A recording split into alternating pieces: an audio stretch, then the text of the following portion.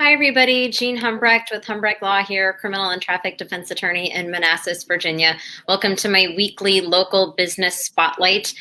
Today I have a very special guest, Lexie Smith of the THEPRBAR Inc. She is not local to Manassas, but with what she does, she could, I assume, help anybody all over the country. Lexie Smith is the founder of the THEPRBAR Inc. She also has a podcast called Pitchin and Sippin, which I have been listening to a lot lately, and it's fantastic. And she even hosts monthly happy hours that anybody can come to, and she'll tell us more about that later. They're obviously virtual. So I met Lexie virtually through the District Bliss Summit a couple of weeks ago, and she gave a presentation that I thought was really awesome. And I reached out to her, and I asked her to be a guest on the show because I think she has a lot to share. So I'm going to tell you a little bit about Lexie, and then I'll turn it over to her. Lexie Smith, named Brilliant PR Expert and Female Entrepreneurs to Watch in 2020, is an organic growth and PR coach, host of the Pitchin and Sippin Podcast, and the founder of the THEPRBAR Inc., which is an online coaching brand that empowers entrepreneurs to increase their influence, impact, and revenue with public relations. And we're gonna get into a lot of public relations things because it's so important. And there are actually a lot of small business owners, Lexie, who watch this show, whether it's watch my lives, whether it's actually live or the replay. So I think everybody could learn a lot from everything that you have to share. So I'm going to turn it over to you right now. If you want to tell everybody a little bit more about yourself and how you got into PR, and maybe you'd explain briefly what PR is, because everybody thinks that we know what it is, but I don't think we all really know what it is. And while you're doing that, I'm going to share this across my different platforms. Yes, of course. All right. So I will start with the simplest version of what I do. I teach people how to make money with PR, whether that be a small business or an entrepreneur who wants to do it in-house, whether it be a pre-existing marketing agency who wants to learn how to add PR as a service, or if it's just another public relations professional who wants to up-level their game. So how the heck did I get into this organic growth and PR coach title? I've been in PR and marketing for more than 10 years. I started more traditionally in agencies. And actually, I started with the show Shark Tank. I represented quite a few clients on that show. From there, I went from agencies to in-house, became the director of PR and marketing of a hospitality group in Los Angeles. Fast forward a few years, I worked my way up to becoming a vice president of PR and marketing for a large telecommunications company, which was a drastic change from hospitality. All this background aside, I was seeing PR through a lot of different lenses. I was seeing it through small businesses, through large corporations, through tech, from fashion to hospitality. And I got a really clear understanding and opinion on what PR can do for a business, and decided to launch my own company, the THEPRBAR Inc., in 2019. And today I work only one-on-one with entrepreneurs and businesses, like I mentioned earlier, who want to learn PR. PR. That was your third question, right? What is PR? So this is one of my favorite topics to talk on. Very traditionally, when I talk on this, people either think two things. They think crisis communications, or they think of, TV, magazines, red carpets. Those are both correct, but PR is much more than that. PR essentially is how we cultivate opportunities through strategic relationship building with a core set of audiences. So let me break that down. There are really 6 different relationships that we look at in PR, which is what you saw me talk on at the summit. And real quickly, they are public relations. So our relationship as a brand or a business owner with the public. Then we have customer or client relations. So our relationships with our customers or clients, which this can be really great for referrals, right? Then we have media relations. So yes, media is part of PR, but it's one of 6. Then we have community relations, a relationship with our community, either physical or largely virtual these days. So a chamber of commerce to a Facebook group, depending how you look at it. Number 5 is industry relations. So our relationship with others within our industry. If you're a restaurant, that could be your vendors. If you're a lawyer like Jean, it could be other lawyers or people within your practice. And then finally, we have investor relations, which becomes important if we're looking to raise capital, get acquired, or sell. So to wrap that up, right, we have these 6 different relationships, and PR is how we create, cultivate, and maintain relationships with them to create a goal or achieve a goal, usually revenue focused. How's that? That's good, but that's a lot of information. Yes. So I guess if we can quickly go through those 6 different areas of relations. You talked about investor relations, client, industry. If you want to maybe talk a little bit about that, because I know that's what you talked about in the presentation, and I thought it was so incredibly helpful. Oh, and then I want to talk about organic public relations, but you might talk about that like in the course of those 6 areas. Yeah. So here's the way I like to think about it. When someone comes to me, the first thing I ask them is, what is your goal? What are you trying to achieve? Generally, it's revenue based. So it could be, I want to increase sales by $10,000 a month, right? What we then do from a PR lens with my company is look at, of the 6 different relations, which of those categories can have an effect on us achieving that income goal. So then we think, okay, well, the public can, because the public can turn into new customers. Mm-hmm. Customers can, because we can upsell them or they can send us referrals. Maybe our communities can, because they could be, once again, a source of new leads. And so we start to break down which of the 6 relations of PR we need to focus on to achieve our goal. And that's what it's not a we, I made up the organic growth formula because that's how we know where to start. And often in PR, we don't start with the media. It's not usually the lowest hanging fruit. Does that come into play eventually? Of course, but it's just not always our first step. So do you find that a lot of people immediately go to media as the way to try to get the word out there, and they think that's the first thing that they need to do? Actually, no. So a lot of people are afraid of PR is what I've learned in this role. Yeah, is they think they're too soon, they're not ready, or maybe they thought they've tried PR and they didn't have much success. So really there's a kind of a big barrier to entry. People come to me with their primary question or want being media centric. And then I, educate them on, we can absolutely work with the media, but if you're going to work with me, we're going to look at it from a more holistic lens, because that might not be the only avenue we want to focus on. Okay, so can you give an example of something? Let's use me as an example. Let's say a law firm comes and want to make more money, want more clients. I want to get my name out there. Where do you start with me using that example to try to hone in on exactly where to focus?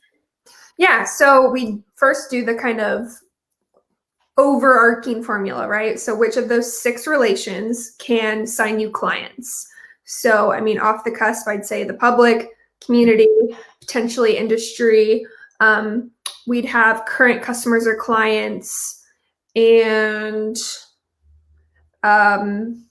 basically, I think everything but investors.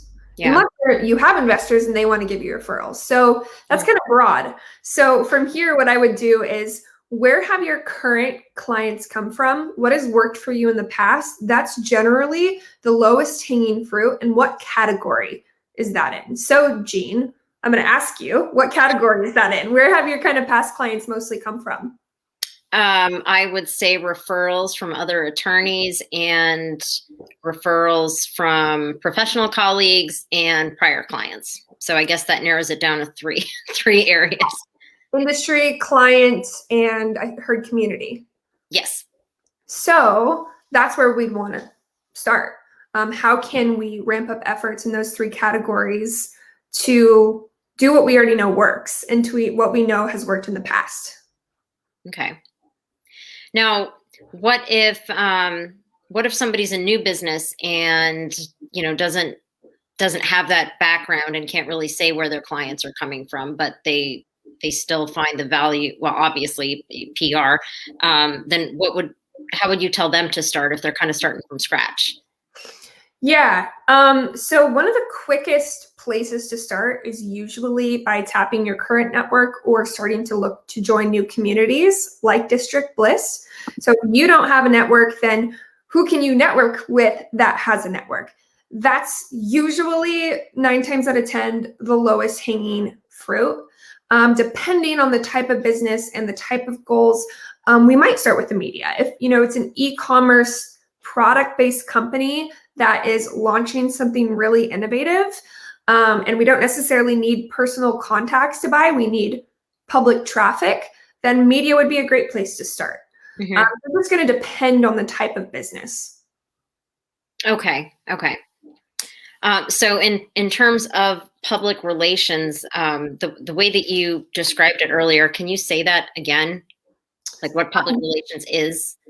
Yeah, so it's how we create, cultivate, and maintain relationships and use those relationships to create strategic opportunities. I should have written it down because it sounded a sticky note somewhere. Hold on. I can send it to you. Because it's not how to create, cultivate, and maintain relationships and use those relationships to create strategic opportunities. That sounds a lot like networking. That is absolutely a part of PR. Yep. So you would describe networking as part of your overall PR strategy?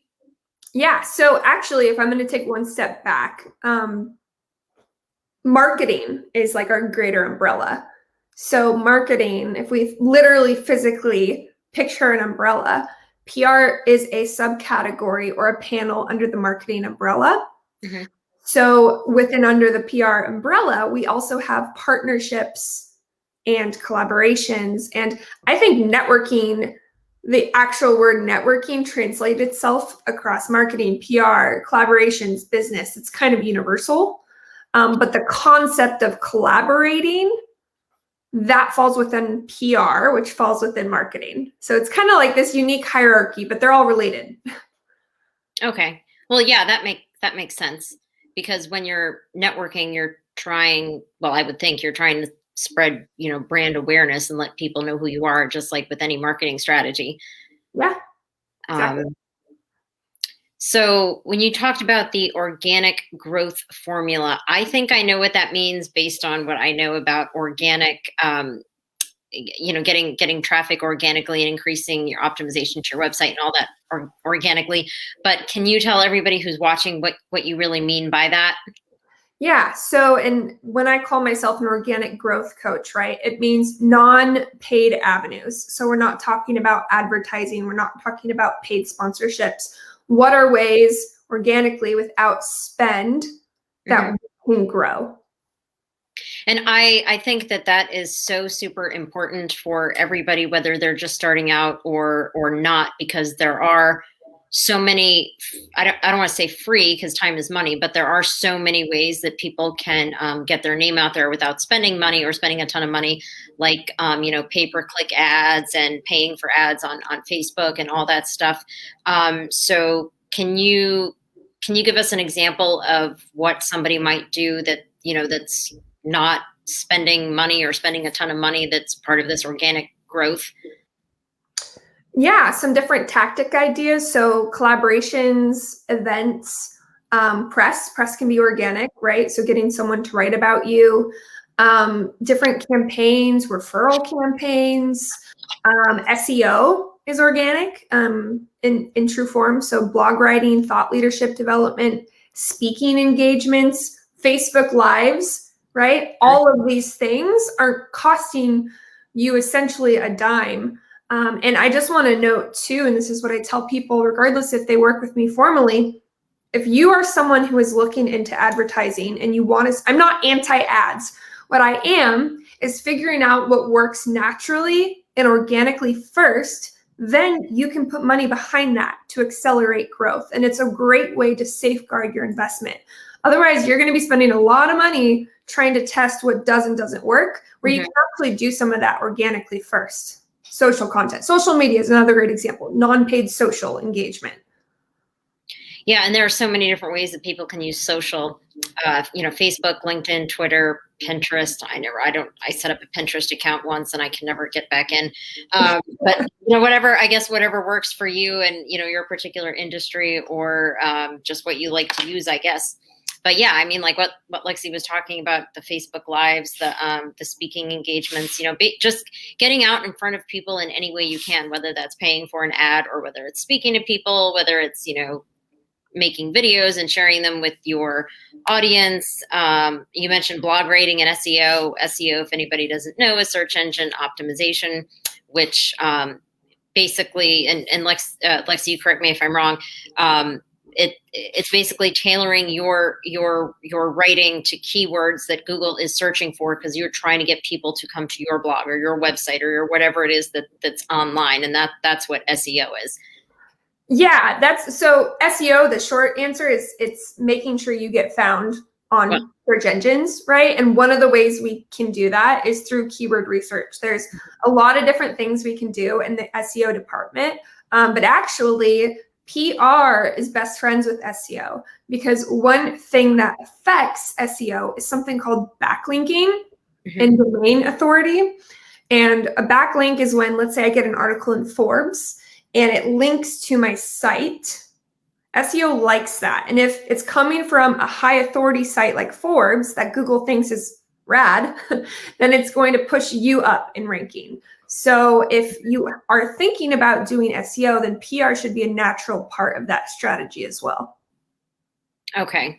Well, that's another really good point to mention, because like if I write a blog post about how great this video was, and then I link Lexi's website or her podcast, whatever link I put in there, obviously I'm nowhere near Forbes, but that contributes to the backlinks because there are people linking to her, and they do. I would also add they do have to be legitimate, and I'm legitimate, but because Google does recognize that kind of stuff too. So, but you want your links out there as much as possible, but you also want them to be legitimate, not just posted just to get backlinks because Google will pick up on that, right?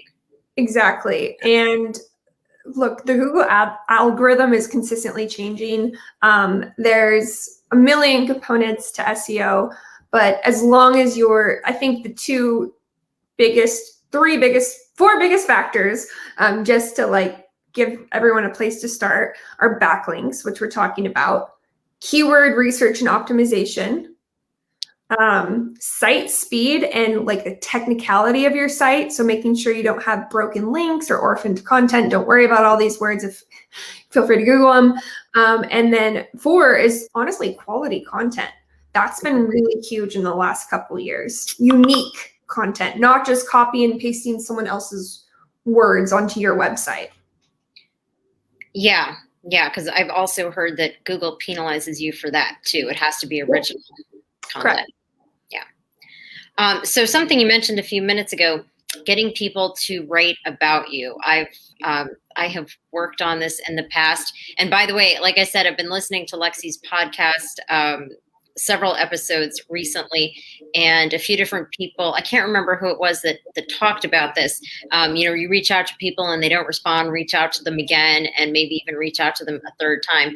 But I need to be more concise with my questions. But reaching out to people to get them to write about you is probably something that people find hard to do. And then also you probably get a lot of crickets.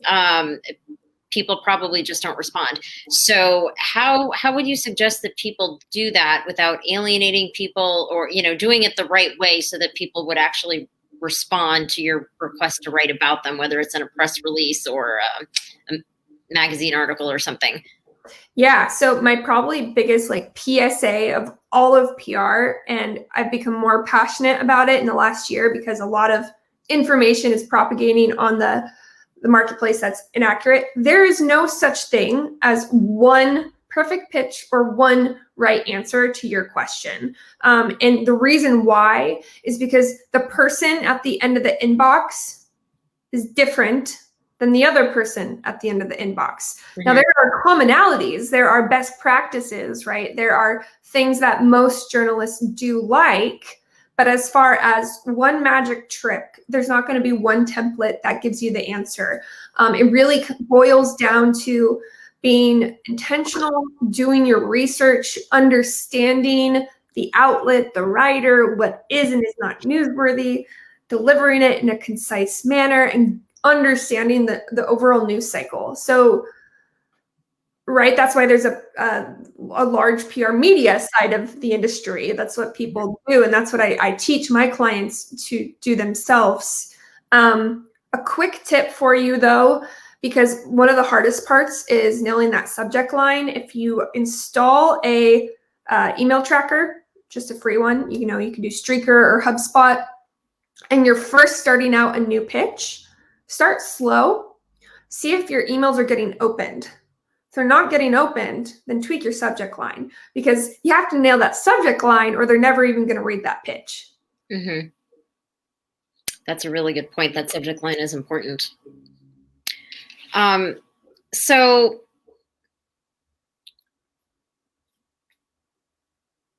I don't know how I'm going to ask this question.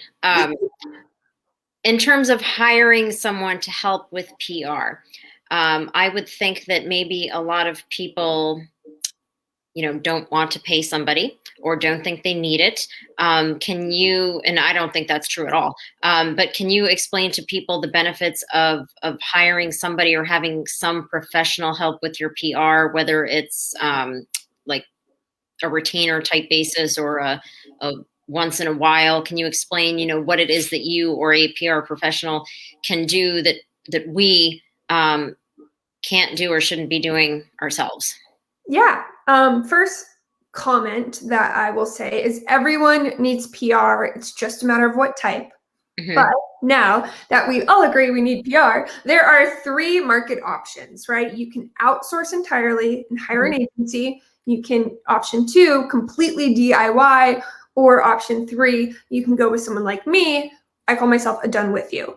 The pros and cons that exist for each of those. So if we start with agency, big pro, if it's a good agency, you should have immediate access to their contacts, right? So and they should already understand news and PR.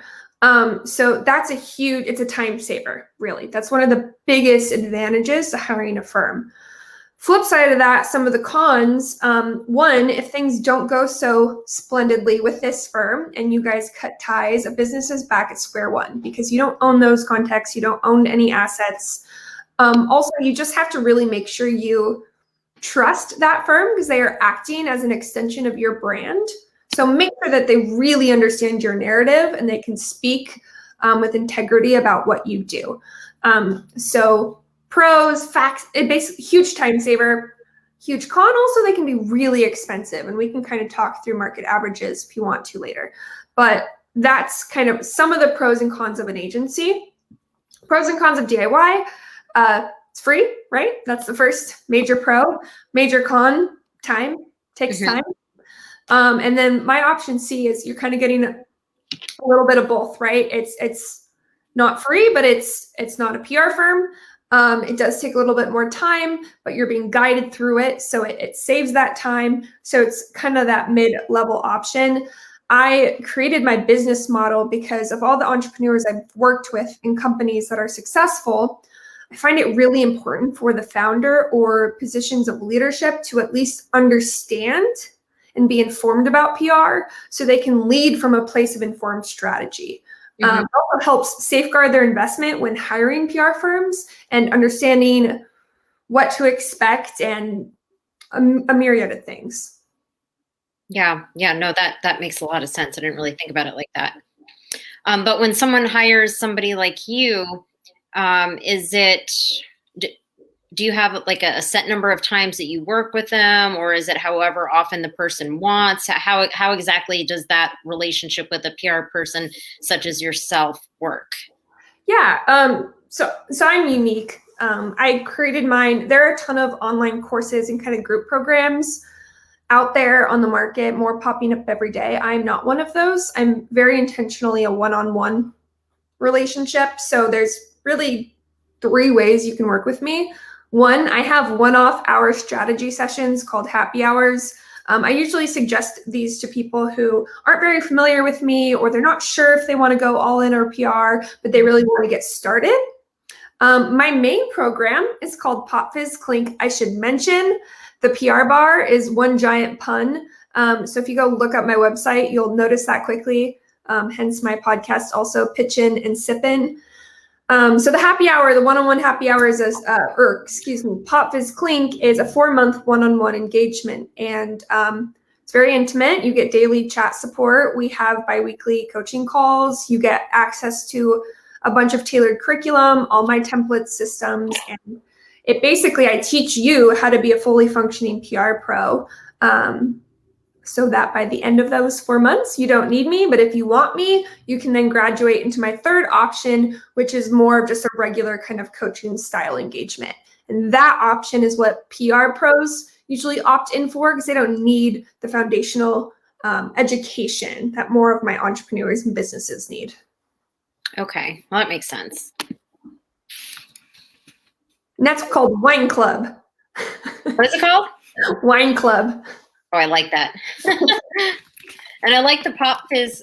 I like the Pop Fizz Clink. I didn't know that's what you called it. Yeah, it's just colored to that. I'm very big into celebrating all of life wins. So anytime we have a win in Pop Fizz Clink, it's supposed to symbolize, like, the popping of champagne. Mm-hmm. So. That's cool. I didn't say so earlier, but just wanted to throw out there, if you guys have any questions, type them in and we'll ask Lexi while we have her here. But there was a couple things specifically I wanted to talk about before we get to your podcast. You mentioned that you worked with people who were on Shark Tank before. Can you tell us a little bit about that experience? Because people would probably find that really interesting. Yeah, so I was I was a consumer of Shark Tank, and I actually, while still in undergrad, tracked down a PR firm that was on the show, but not for their PR firm, for their product. You know how they do like the backstory of all the entrepreneurs? I saw their PR firm. I pretty much tracked them down, forced them to hire me. That's not exactly how it went, but they gave me a job. I came down, and our partner was Lori Grenier. And because of that, we were able to represent a variety of clients. And then people started coming us to be coached for the show as well, which was great. And honestly, it was fun. My favorite / most sad story is did you ever watch the sequel Beyond the Tank? Mm-mm. Well, there was a sequel that flopped called Beyond the Tank, and I was supposed to be in it. We filmed for 2 weeks. I bought all these fancy clothes. I did my hair, my makeup. We filmed for 2 weeks. The premiere came, and I didn't make it into a single scene. Oh, sad. Yeah, no, it was phenomenal. It really is what you see. It's more like a 40-minute conversation that they cut down into 10, but it's 10 minutes or so. But it's real. Those are real deals that happen post the tank. So. Mm-hmm. Yeah, and one of the guests that you had on the Pitchin and Sippin podcast, Georgia, I forget her last name. She invented the airplane pill. What was it called? It had a name. Flight Pillow. Flight Pillow? Mm-hmm. So instead of flight pillow, a flight pillow with an F. Oh, I kept hearing flight pillow. So it's this little contraption thing that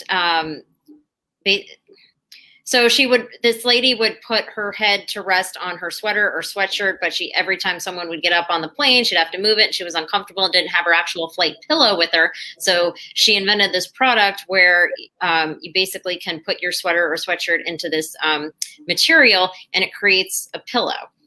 But it's called the flight pillow. Yeah. It's like a fabric sleeve that you put your coat in. And ironically, she wasn't one of the clients that I worked with when I worked with a lot of Shark Tank clients. That just happened to come about because she knew of my background and we connected and et cetera. So that was kind of an aftermath and a fun thing. Oh, okay. Mhm. Yeah, because that lady that I'm talking about, she made it to like the third interview on Shark Tank, which I guess is like right before you actually get on the show. Yeah. Yeah. So That's what I was listening to earlier. That's why that's stuck in my head. so her last name was McKinney, but she just got married last weekend. So I don't know her new last name. I don't have it. Oh, okay. But yeah, it's a great episode, and she gives you a great kind of peek onto the process of behind the scenes. The clients I've worked with directly, they've made it onto the show, but it's been some time now.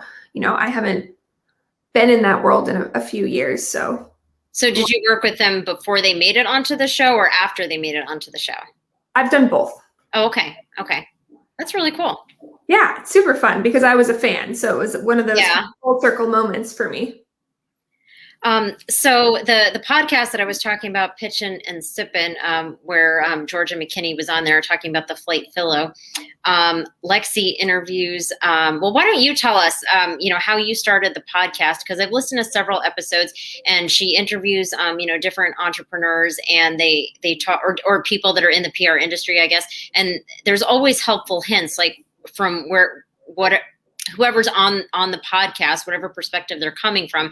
I'm always learning something, and I'm not a PR person, but I'm a business owner. So I really have taken a lot out of every episode. So do you want to tell people about your podcast, how you came up with the idea, and why don't you do a better job of explaining what it is?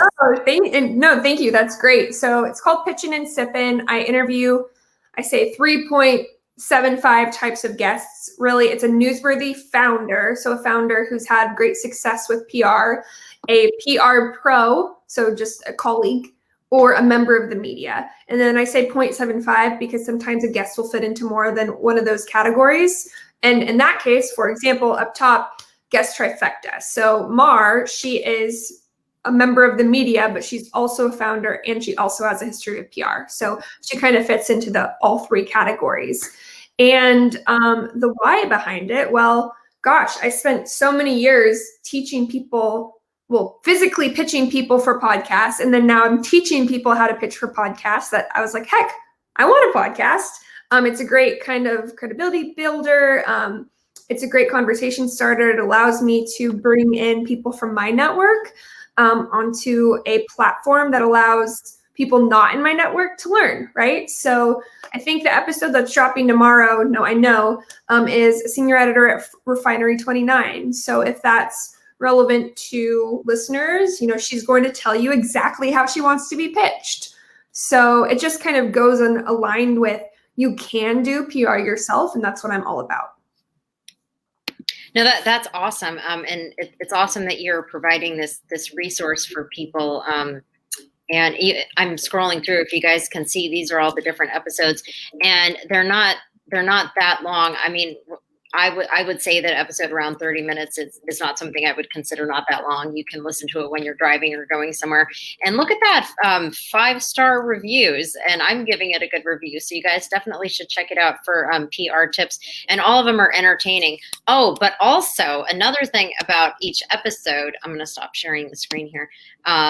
It's Pitchin and Sippin. So you always ask your guests what their beverage of choice is, and I think you said that you always hear interesting responses. It's always different. I think I've recorded more than I've released. I think we've recorded like 25 episodes at this point. There has not been a single crossover, which kind of blows my mind. Everyone has said something different. Everyone. Which, I would think I'd get a couple Pinot Noirs or a couple coffees, but everyone has had a different palate. So it's been kind of just a fun surprise question. Some of the topics are more serious, some are really lighthearted, and that's always a kind of a fun way to end the episode. And my whole brand's about, yes, I'm serious and I pay attention to business, but also it's done in a lighthearted way. So it's just kind of conducive to my branding. Yeah. And I mean, you do have to have fun too. If you're too stiff, I don't know. I guess people aren't gonna they want somebody that's more real. Whatever it is that you're, whatever business you're looking for, you want somebody that's real and authentic. Yeah. And I know I'm not going to be everyone's flavor, so to say, no pun intended, but it's cool. I'm an entrepreneur. I get to choose how I, want to present myself, and that is being authentically me. And if that works for people, awesome. Come hang out. If not, totally fine. There's, 7 billion people on the planet. That's true. But I think you did intend the pun because you do love puns, just like Sarah Alvin.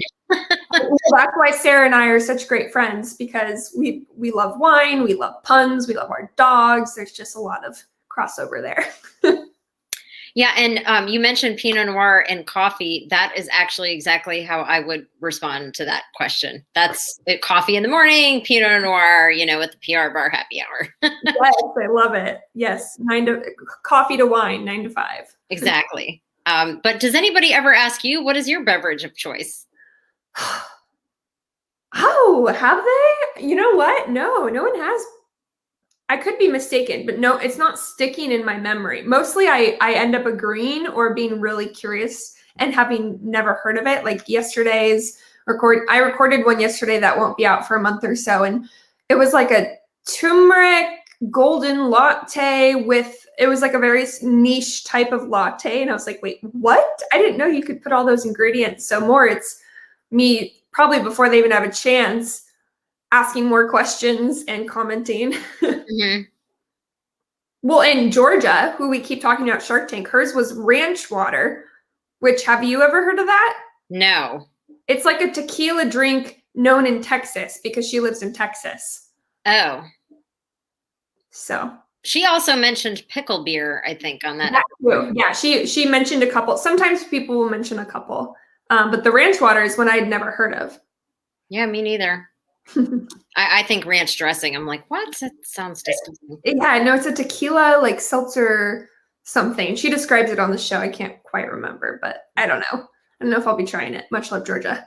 I didn't quite get to the end of that episode. It's what I was listening to earlier. But what is your drink of choice, your beverage of choice, alcoholic or non-alcoholic? Well, definitely coffee in the morning. I'm a kombucha at lunch, and then in the evening, my favorite cocktail on the planet is a spicy cucumber jalapeno margarita with tajin, or wine. And my favorite wine depends on the time of day, the temperature, and what I'm eating. Okay. Well, if you ever listen to Lexi's podcast, she introduces herself by saying she's a lover of puns, pizza, and a wine connoisseur. So she is more of a wine connoisseur than I am because I just picked the one that I think tastes good. I don't think what goes with this food, but Lexi does. Well, like a cab you want with a steak, where it's summertime and I'm having a salad, you want a Sauvignon Blanc. Probably not a Pinot Noir, unless it's chill. Yeah. So anyways, I was in the wine industry for a hot second. So I developed some taste preferences during that time. Yeah, I can see how you would develop those very quickly. So before we go, though, tell us a little bit about the PR bar happy hours that you do. What can people expect to see there? And they're all virtual. And by the way, I did not tell everybody, Lexi is actually joining us from California, right? Yeah, I'm in Southern California near Santa Barbara in a city called Ventura, California. So that's why these are virtual. I assume you have people from all over the country, and that's why Lexi and I were able to stream in because we have StreamYard. So tell us about the PR bar happy hour that you do once a month. Yeah, and just on that virtual note, it's the coolest thing in the world. I have clients from all over the world, which is just, It blows my mind every single day. Meaning, on my last happy hour, which was last week, although time is running. Yeah, last week I had a happy hour, and we had some people from Norway, Argentina, a lot of East Coast, so kind of from all over. What they are is, unlike my one-on-one private coaching session, it's a group event. I do them once a month. They're about an hour to an hour and a half, and there's really kind of 3 sections to them. The first part is everyone gets a chance to kind of introduce themselves, their company, and do a little bit of networking. And I really encourage everyone to follow each other on Instagram because it's a PR event, so we want to grow our networks. Then the second part is a workshop on that month's topic. So this month it was Learn What the Media Love. So I did a live workshop on learning what the media love. And then the third part, I guess there's 4 parts. The third part is we all collaborate. So it's done in a very specific format, but all the guests are able to kind of set up some collaborations with each other. And then we end with live coaching. So throughout the event if anyone had questions coming up, or if they just want to step up and ask me some, on the spot questions, they can. They're super fun. I play music. Cocktails are encouraged, or mocktails. It's really fast-paced, which is cool because I think it keeps your brain going, since we're all staring at our computers a lot these days. And yeah, once a month. So the next one I believe is going to be on March 24th. I don't have the link up yet, but if anyone's watching this and you want to be interested, message me, reach out, and I'm more than happy to get you on the list. Well, I will definitely be attending. I had planned on attending the last one, but something came up and I was not able to. But Lexi is such a wealth of information that you guys don't want to miss out on that. So I'm going to put links in the comments to the podcast, her website, and then specifically for the PR Bar Happy Hour. And Lexi, if you want to put if you want to type in how they can find you, the best way to find you. But before we go, is there anything else that you wanted to tell people to keep in mind with PR, or when hiring somebody to help with PR? Anything else we didn't talk about? Yeah, no, we talked about a lot, but I'll kind of re-summarize some of my key takeaways that I like people to have. One, everyone needs PR. It's just a matter of what type. So that's kind of number one. Number two, when you're deciding kind of which route of PR you want to take, I always suggest that a founder at least educates themselves on PR to some degree. That could be formally with someone like me, or that could be getting your PhD on Google, which is pretty much possible these days, right? So whether you go the free, reading, Googling route, fine, but educate yourself on what to expect, and it'll make that process of onboarding someone a lot more seamless. I've just talked to so many entrepreneurs who have been burned by PR. And that's, in my opinion, just the lack of understanding of what it is and lack of education. Okay. Yeah, those are some really important points. So everybody needs PR, and all founders need to educate yourself so that you have it in the background with everything that you do for your business, and so you don't get burned, and things that you want to keep in mind when hiring somebody to help with PR. Okay, well, Lexi, thank you so much for joining me today and for all of this information. I mean, I took a lot of notes, and I've already heard you speak multiple times. So this has been incredibly helpful, and I'm sure everybody that is watching or that will watch the replay is going to find this helpful. So thank you so much for taking the time to join me here today. It really was very helpful. Like, I mean, when I saw your presentation at District Bliss, I mean, like, it was just, you made everything so clear and so concise.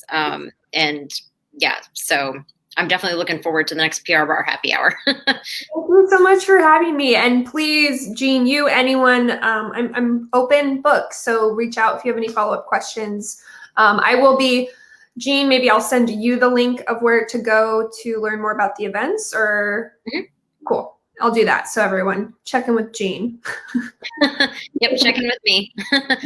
Awesome. All right, well, Lexi, thanks again. I appreciate your time, and have a good day, and I'll talk to you soon, and I'm sure I'll see you at the next PR Bar Happy Hour. Thank you so much, and bye, everyone. Bye.